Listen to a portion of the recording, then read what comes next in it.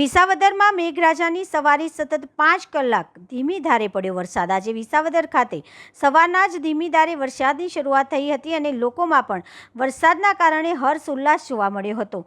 કડાકા અને ભડાકા સાથે ધીમી ધારે વરસાદ પડી રહ્યો હતો। વિસાવદરના નીચાણવાળા રસ્તાઓ ઉપર વરસાદના પાણી ભરાયા હતા અને ઠેર ઠેર ખાડાના ખાબોચિયા પાણીથી ભરાયેલા જોવા મળ્યા હતા।